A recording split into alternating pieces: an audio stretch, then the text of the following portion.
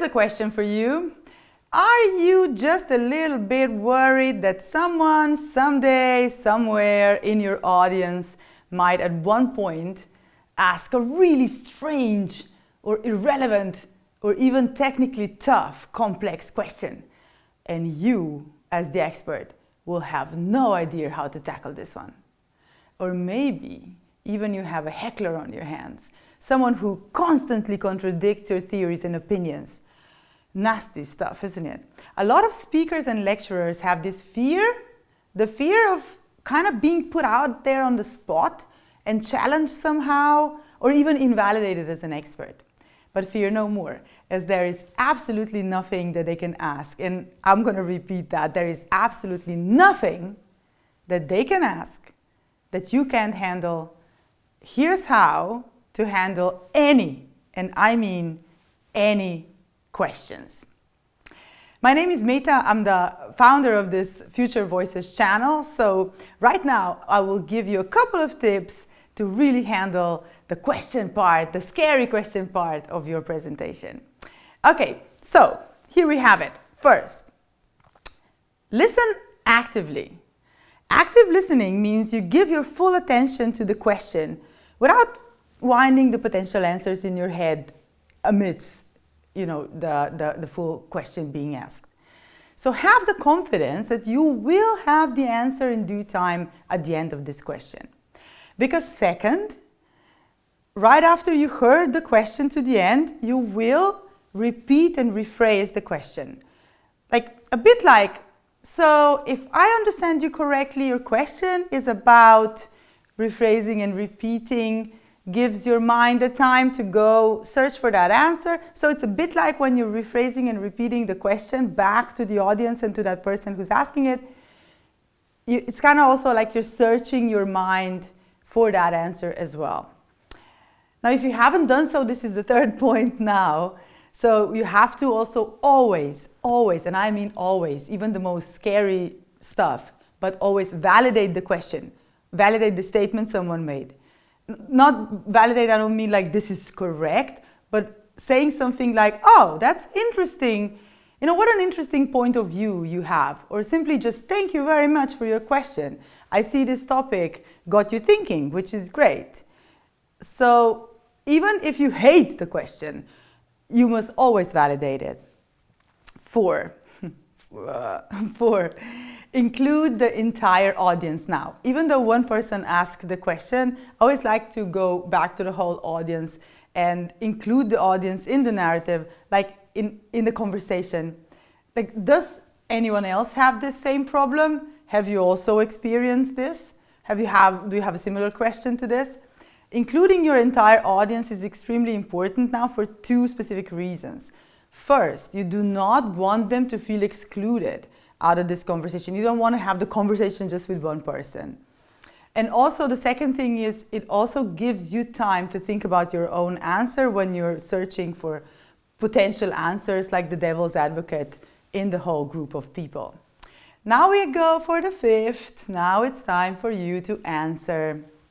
Now you need to give a clear and concise answer. Try not to take too much time answering the question in terms of, I don't know, this is specific, but go mark, in this specific situation, I would answer like this. So you can also say, like, if this is going to pop up later on in the presentation, you can also ask the person that had the question, like, this question is very relevant, thank you for your question, and this will be addressed very shortly, so please wait until it is revealed. So when you get to that point, then you call back into that guy or girl, or you say, hey, is this what you wanted to know? Did this answer your question? And you get a yes. What if you don't know the answer? What if it's a terrible thing they're asking? Just be honest. It's totally okay to admit that you don't have any immediate answers to all of the questions in this world. Instead of guessing or making something up, just be honest and validate the question, state your authentic thinking on the subject, and also your feeling about it. You can say, at this point, I can honestly say, I have no idea.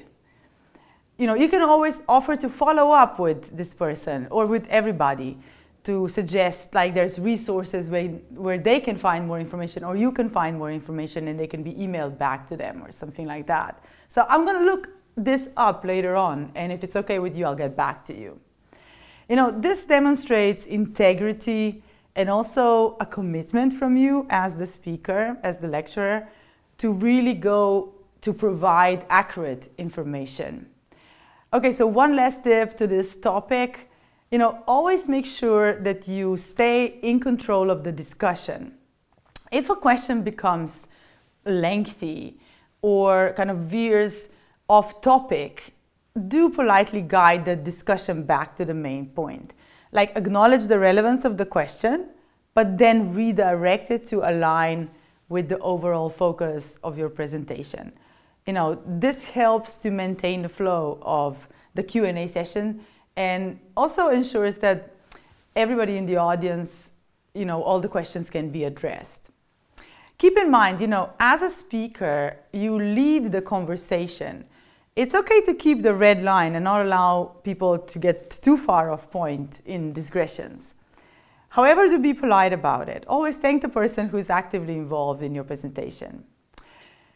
So there's this story about this one lady, this one speaker, who I haven't personally coached, but I know of this example. She actually had this experience where when she's speaking in front of, I think, 300 people, a man stood up and actually called her out on her bullshit.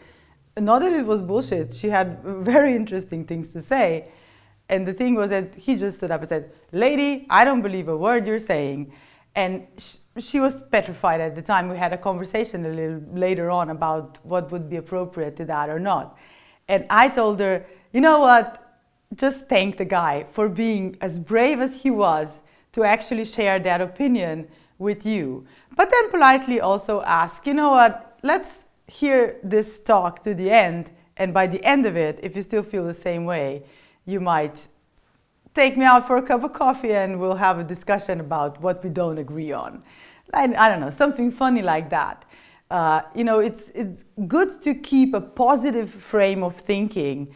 It doesn't matter what obscenity someone says to you. You always have to say, wow, that was really a brave thing for you to do, to make yourself visible to this group of people with your belief, and then just go on as if it never really happened. If they become a little bit too active in that sense, that's another story. Like, sometimes hecklers can be tough. They can just never be silenced, you know what I mean? In particular, when someone gets too talkative and would continuously disrupt, that's when I would be just holding out my hand like this in a stop manner. And I would be continuing the conversation with other people while just making sure that I have the eye contact with the rest of the audience. I would look at him or her or them and just say, stop, with my hand, just this. As soon as they would pop up, I'm like, here's, the stop sign for you. You have to be confident enough to do that. Understand it is your show.